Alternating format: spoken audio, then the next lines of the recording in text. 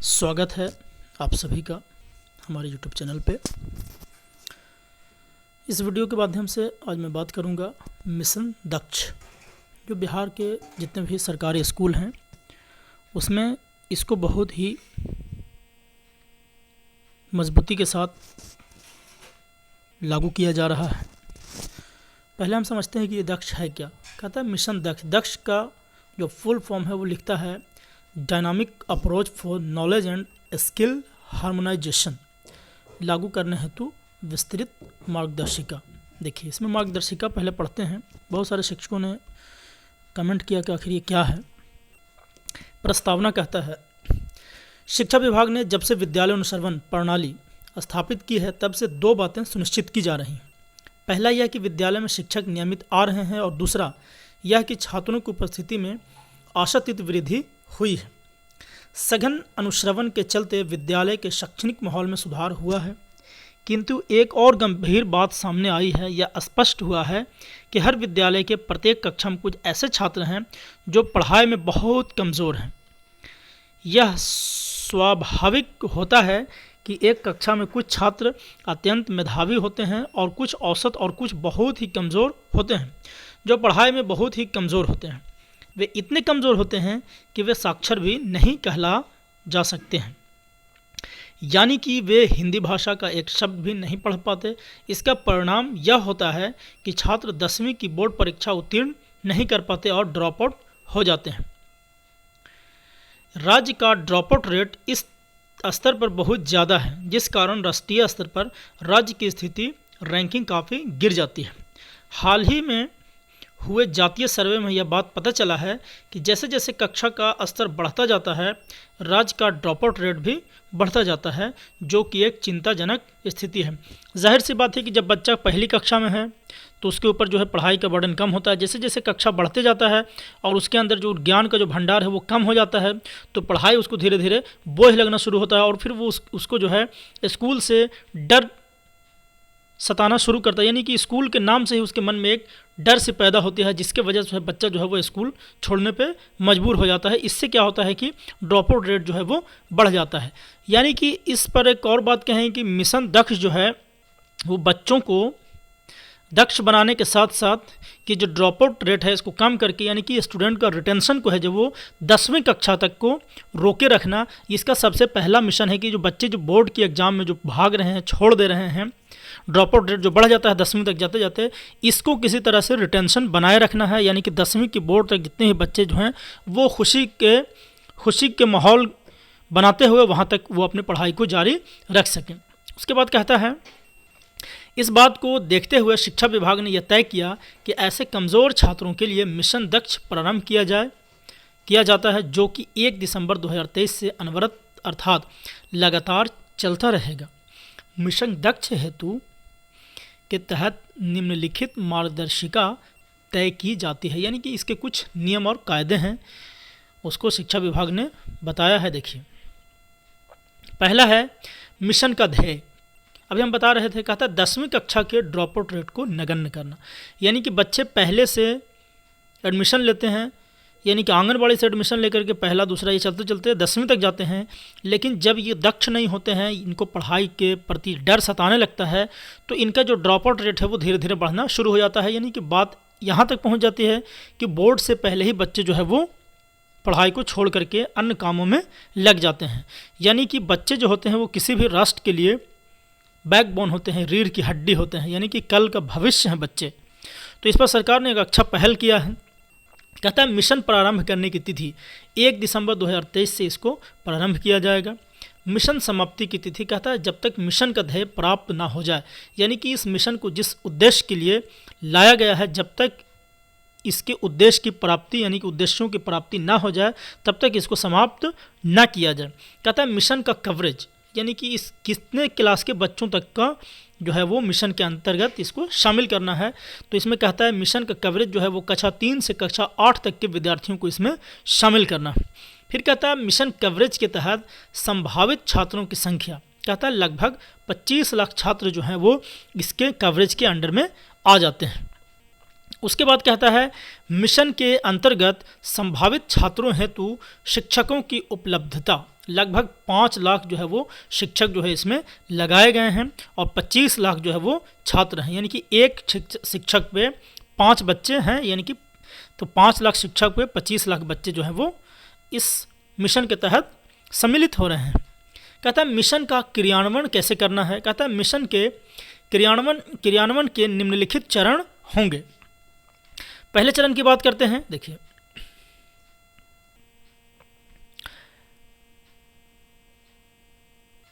पहला चरण में कहता है यह तुरंत प्रारंभ होगा। इस चरण में राज्य के सभी प्रारंभिक विद्यालयों के में कक्षा 3 से कक्षा 8 तक के ऐसे विद्यार्थियों को चिन्हित किया जाए जो कि पढ़ाई में बहुत कमज़ोर हैं। इन्हें चिन्हित करने को कार्य 30 नवंबर 2023 तक पूरा कर लिया जाए। यानी कि चिन्हित करने का एक ड्यूरेशन है, पीरियड है, यानी कि 30 नवंबर तक आपको चिन्हित करके और इसका रिपोर्ट जो है अपने संबंधित जो प्रखंड संसाधन केंद्र है वहाँ आपको दे देना है। कहता है सभी प्रारंभिक विद्यालयों के प्रधानाध्यापकों को निर्देशित किया जाए कि वे कक्षा 1 से कक्षा 8 तक के ऐसे छात्रों को चिन्हित करें जो पढ़ाई में इतने कमज़ोर हैं कि उन्हें साक्षर कहना भी मुश्किल होगा।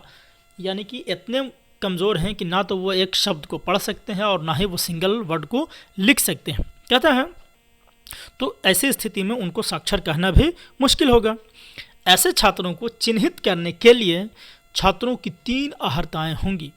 यानी कि जो क्राइटेरिया है छात्रों को ऐसे चिन्हित करने के लिए 3 क्राइटेरिया है, यानी कि तीनों क्राइटेरिया में जो बच्चा अगर फुलफिल नहीं करता है तो उनको इस मिशन दक्ष के तहत शामिल करना है।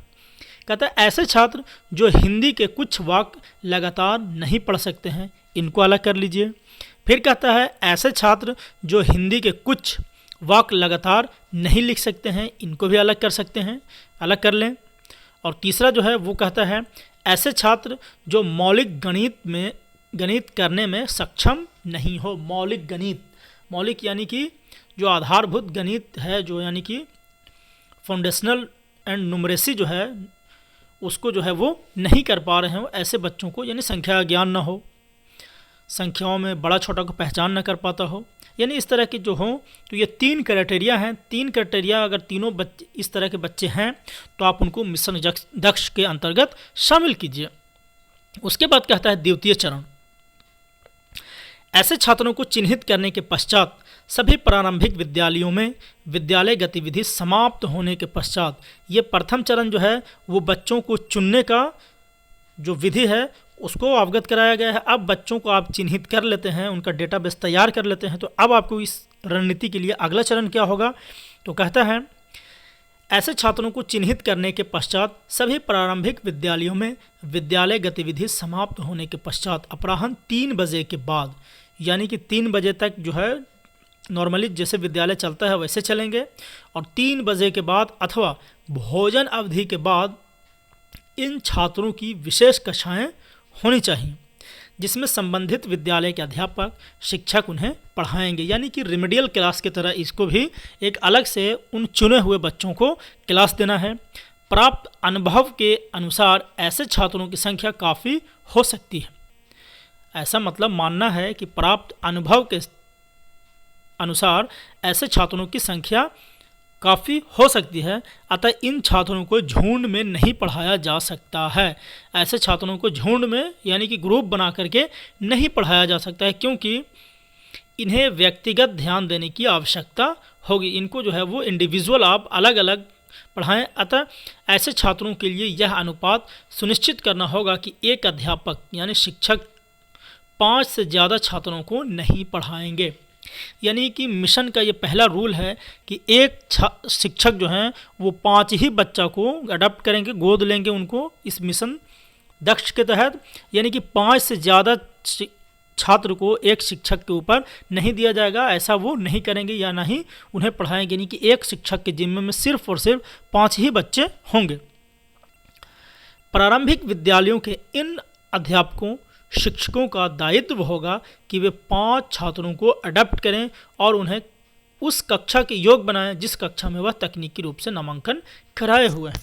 यानी कि कक्षा 3 से लेकर के 8 तक के बच्चे हैं तो उनको आपको इतना दक्ष बना देना है कि जिस कक्षा में उनके नामांकन है उस कक्षा के लिए वो अप्रोप्रिएट हो जाए, यानी कि उसके लिए वो उनके अंदर वो एलिजिबिलिटी जो है वो कक्षा के अनुसार आ जाना चाहिए।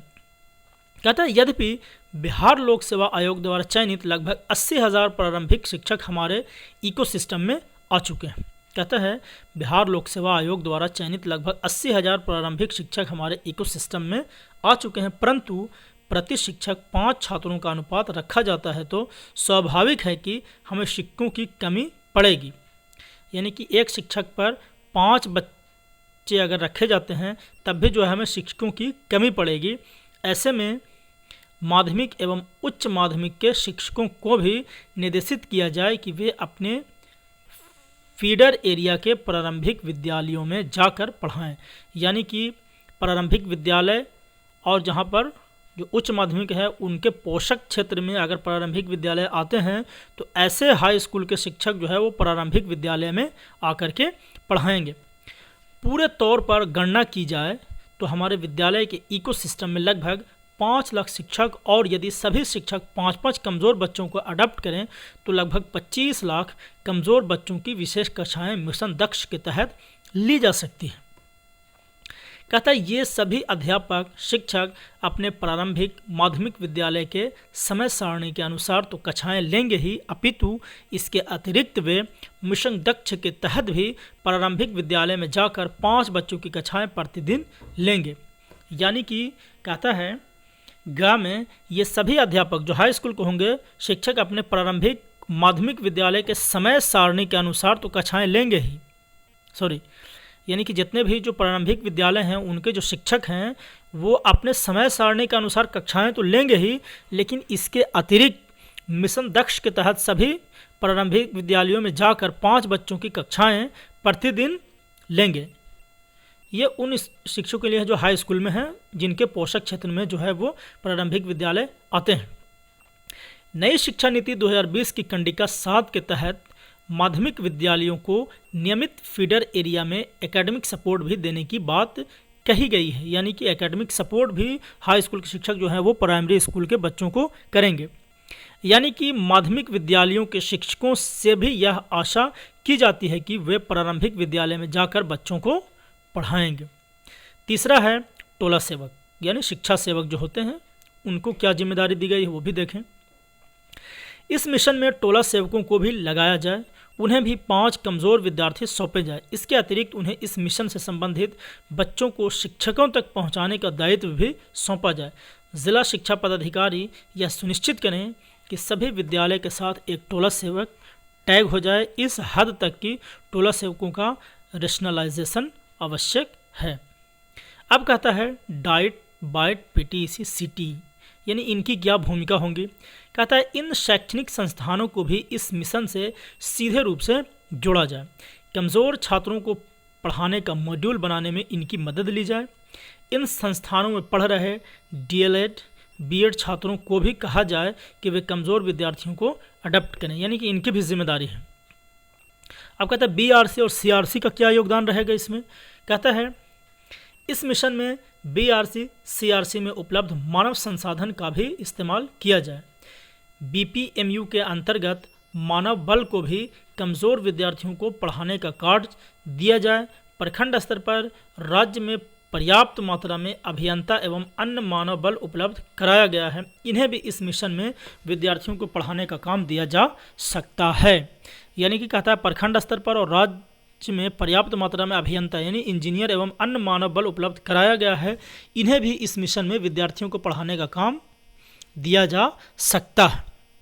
यानी दिया जाना चाहिए था, सकता तो है कि हो सकता है, यानी इसमें बाय फोर्स सरकार को उन डिपार्टमेंट को भी टैग करना चाहिए था। बहरहाल उसके बाद कहता है आईसीटी एट स्कूल। कहता है इस मिशन के तहत आईसीटी एट स्कूल के अंतर्गत जो आईसीटी इंस्ट्रक्टर रखे गए हैं उन्हें भी कमज़ोर विद्यार्थियों को पढ़ाने का जिम्मा दिया जाए। साथ ही बो मॉडल के तहत जो इंस्ट्रक्टर रखे गए हैं उन्हें भी विद्यार्थियों को पढ़ाने का काम दिया जाए। यानी कि इतने तरह के जो लोग हैं इनको भी इसकी जिम्मेदारी दी गई है, ना कि सिर्फ शिक्षक ही इसके लिए शिक्षकों के सर पे ये चीज़ को थोपा नहीं जा रहा है। यानी कि बहुत ही खुशनुमा माहौल इससे तैयार होगा, यानी कि हाई स्कूल के शिक्षक और भी जितने भी अभियंता लेवल के जो लोग हैं, मानव बल हैं, प्रारंभिक विद्यालय के शिक्षक, यानी सबों का ग्रुप बना करके जब इस कार्य को जब हंसी खुशी जब करेंगे तो कहीं ना कहीं एक बहुत ही बड़ा जो है वो क्रांति शिक्षा के जगत में देखने को मिलेगा।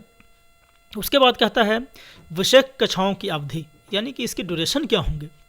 विषय कक्षाओं की निश्चित अवधि तय कर पाना संभव नहीं है।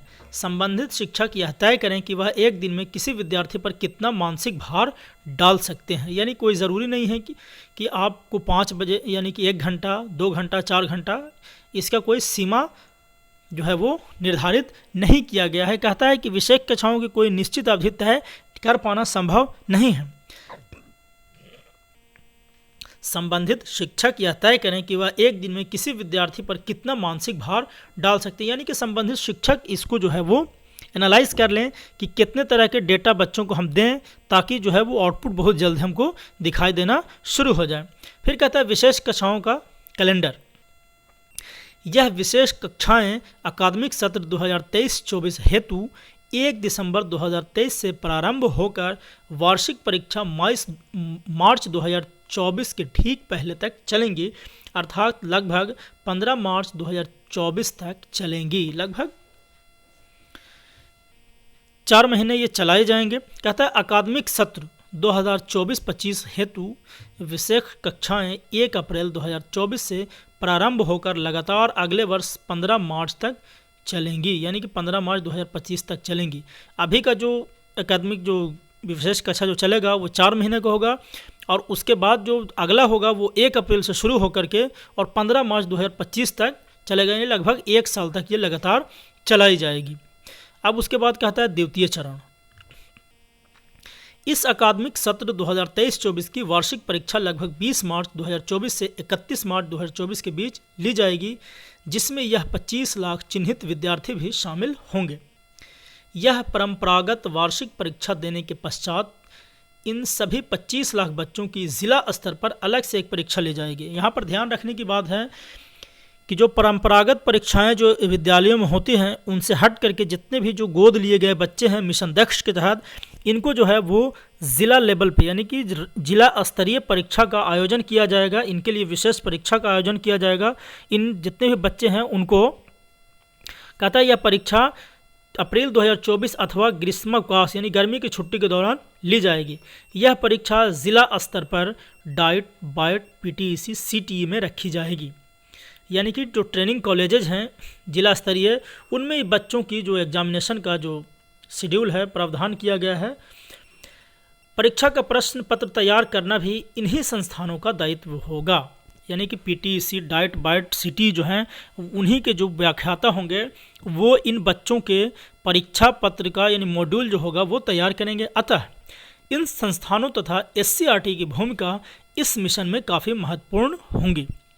उल्लेखनीय है कि यह वैसे छात्र हैं जो शिक्षा के अधिकार संशोधन अधिनियम 2019 सह पठित बिहार सरकार की अधिसूचना 287 दिनांक 28/2/2019 की परिधि में आते हैं। अतः इनकी भी विशेष कक्षाएं तो चलेंगी ही। इनकी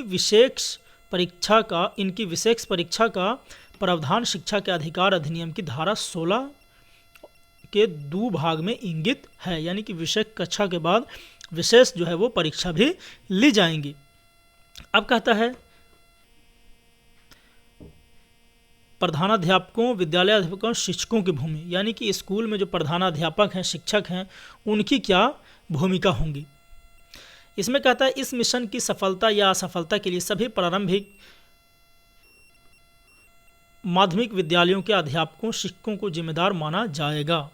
अब यहाँ पर देखिए ये थ्रेटिंग वर्ड है, माना जाएगा, यानी कि सफलता अगर मिलती है तब भी आपको स्वागत किया जाएगा और अगर असफलता मिलती है तो आपको लेटर दिया जाएगा शोकॉज का। उक्त परीक्षा में यदि ये बच्चे खराब प्रदर्शन करते हैं तो संबंधित प्रधानाध्यापक पर विभागीय कार्रवाई की जाएगी, यानी कि ये बात जो है वो यहाँ पर समझने की है, ध्यान दीजिएगा। कहता है यदि ये बच्चे यहाँ से देखिए इसमें कहता है यदि ये बच्चे खराब प्रदर्शन करते हैं तो संबंधित प्रधानाध्यापक पर विभागीय कार्रवाई की जाएगी। साथ ही उन विद्यालय अध्यापक या शिक्षकों पर भी कार्रवाई होगी जिनके पढ़ाए बच्चे फेल होंगे। यानी कि यहाँ पर बहुत ही बड़ा जो है वो बात कही गई है कि यानी कि जिस स्कूल के बच्चे जो है वो फेल करेंगे उसके प्रधानाध्यापक पर भी कार्रवाई होगी, और उस स्कूल के जो शिक्षक होंगे जिनके द्वारा गोद लिए गए बच्चे अगर फेल करते हैं तो उन शिक्षक पर भी कार्रवाई होगी। इन विद्यालय अध्यापक शिक्षकों का वेतन जब्त किया जा सकता है अथवा निलंबन एवं इसी प्रकार के लघु दीर्घ दंड दिए जा सकते हैं। यानी कि वेतन भी जब्त किए जा सकते हैं, निलंबन की कार्रवाई भी की जा सकती है और इस तरह के छोटे और बड़े दंड भी दिए जा सकते हैं। सभी अध्यापकों शिक्षकों को यह स्पष्ट कर दिया जाए कि केवल दैहिक उपस्थिति से काम नहीं चलेगा। प्रत्येक प्रारंभिक माध्यमिक विद्यालय के अध्यापक शिक्षण को प्रतिदिन कम से कम 6 पीरियड चेतना सत्र को छोड़कर की पढ़ाई करानी होगी। एक पीरियड की अवधि लगभग 45 मिनट की मानी जा सकती है। यानी कि इसमें एक और वर्ड जोड़ा गया है कि दैहिक उपस्थिति से काम नहीं चलेगा। यानी कि आपको सशरीर उपस्थित होने का कोई फ़ायदा नहीं है जब तक आप बच्चों को अपना 100% नहीं देते हैं। यानी कि आपको सिर्फ विद्यालय में उपस्थित होना ही नहीं बल्कि आपको जिस मकसद के लिए विद्यालय में लाया गया है उस मकसद में आपको 100% देना होगा। यानी कि बच्चों को कम से कम 6 पीरियड चेतना सत्र को छोड़कर 6 घंटियाँ आपको सतत लेनी पड़ेंगी, हम सभी को लेनी पड़ेंगी। उसके बाद कहता है माध्यमिक शिक्षकों की उपस्थिति की वैधता। उपरोक्त को देखते हुए यह भी सुनिश्चित किया जाए कि सभी माध्यमिक विद्यालयों के शिक्षकों की हाजिरी दैनिक रूप से तो लगेगी, किंतु वे यह भी इंगित करेंगे कि उन्हें प्रतिदिन कितनी कक्षाएं ली हैं। यदि किसी भी दिन 6 कक्षाएं चेतना सत्र को छोड़कर और मिशन दक्ष की कक्षाओं को मिलाकर उनके द्वारा नहीं ली जाती है तो यह माना जाएगा कि विद्यालय में केवल सशरीर ही उपस्थित थे और उस दिन का वेतन भुगतान नहीं किया जाएगा। लीजिए एक और वर्ड यहाँ पे बहुत अच्छा यूज़ किया गया है, इसको भी देखिए। ये देख रहे हैं ब्लू लाइन में, यहाँ कहता है कि 6 कक्षाएं जो है वो चेतना सत्र को छोड़कर और मिशन दक्ष की कक्षा को मिलाकर, यानी कि कक्षा जो मिशन दक्ष के तहत चलाए जाएंगे उनको मिलाकर कम से कम उनको 6 कक्षाएं लेना जो है वो अनिवार्य कर दी गई है। अगर ऐसा नहीं करते हैं तो यह माना जाएगा कि वे विद्यालय में सशरीर ही उपस्थित थे और उस दिन का वेतन भुगतान नहीं किया जाएगा। यानी कि जिस दिन आपने ये इंगित नहीं किया कि हाँ हमने आज ने 6 कक्षाएं हमारे द्वारा ली गई हैं, अगर 6 से 1 भी कम होता है तो उस दिन का वेतन जो है वो आपका स्थगित कर दिया जाएगा, यानी कि नहीं किया जाएगा। फिर कहता है 10 नंबर में मिशन का अनुश्रवण। राज्य स्तर पर मिशन का संचालन एवं अनुश्रवण करने हेतु निम्नांकित समिति शिक्षा विभाग के अंतर्गत इकाई बना जाती है। यानी कि इसके जो है वो अनुश्रवण कौन करेंगे, इनके देख रेख कौन करेगा। तो इसके लिए कहता है निदेशक प्राथमिक शिक्षा अध्यक्ष, निदेशक SCRT द्वारा नामित पदाधिकारी सदस्य, BEP द्वारा नामित पदाधिकारी और सदस्य, उप निदेशक प्राथमिक शिक्षा सचिव। उपरोक्त समिति प्रतिदिन संध्या 5 बजे जिला स्तरीय DPO समग्र शिक्षा से इस मिशन की समीक्षा एवं अनुश्रवण करेगी। यह समिति तय करेगी कि कक्षा 3 से कक्षा 8 के जो कमज़ोर विद्यार्थी चिन्हित किए गए हैं उनकी विषय कक्षाएं किस स्तर की होनी चाहिए, उन्हें किस प्रकार पढ़ाया जाना चाहिए, उनकी विषय परीक्षा का स्तर क्या होना चाहिए, उनकी शैक्षणिक गुणवत्ता में सुधार को किस प्रकार आंकड़ों में संधारित किया जाना चाहिए। उक्त समिति इस मिशन में शैक्षणिक सलाह हेतु राष्ट्रीय स्तर के ख्याति प्राप्त शिक्षाविदों की सेवाएं प्राप्त कर सकेंगी और उन्होंने यह देय मानदेय का निर्धारण कर सकेंगी। कहता है शिक्षा विभाग का command and control centre CCC इस समिति को पूरा लॉजिस्टिक सपोर्ट उपलब्ध कराएगा। कहता है उपरोक्त समिति जिला स्तरीय समिति से समन्वय स्थापित कर प्राप्त सुझावों के अनुसार उचित दिशा निर्देश निर्गत कर सकेंगे। शिक्षा विभाग की बजट शाखा इस मिशन पर होने वाले सभी प्रकार के व्यय की गणना कर तृतीय अनुपूरक में राशि प्राप्त कर BEP को उपलब्ध कराई जाएगी। कहता है जिला स्तर पर इस मिशन की समीक्षा निम्नलिखित समिति करेंगे, यानी कि जिला स्तर पर इसके जो समीक्षात्मक जो बैठक होंगे उनका समीक्षा कौन करेगा, तो कहता है जिलाधिकारी करेंगे, अध्यक्ष होंगे, उप विकास आयुक्त जो होंगे वो सदस्य होंगे और जिला शिक्षा पदाधिकारी सदस्य सचिव होंगे। कहता है यह समिति सप्ताह में एक बार अवश्य बैठक करेंगी और मिशन का अनुसरण करेंगी। जिला स्तरीय समिति राज्य स्तरीय समिति के दिशा निर्देश पर काम करेंगी। साथ ही जिला स्तरीय विषमताओं संसाधनों को देखते हुए मिशन के उपरोक्त दिशा निर्देश में आवश्यक संशोधन करने हेतु सक्षम होंगे। अगर कुछ इसमें सुझाव हो, कुछ इसमें अमेंडमेंट करना हो तो ये जो सदस्य होंगे वो सक्षम होंगे, इसमें कुछ सुधार या बदलाव कर सकते हैं। तो ये था पूरा मिशन दक्ष का जो है नियमावली। इसको आप एक बार अगर अवश्य देखें, इसको देखने से पूरा जो है वो आपका कंसेप्ट जो है वो क्लियर हो जाएगा। तब तक के लिए दीजिए इजाज़त, फिर मिलते हैं एक नए वीडियो के साथ। अगर आप हमारे चैनल पर नए हैं तो हमारे चैनल को अवश्य ही सब्सक्राइब कर लीजिए। धन्यवाद।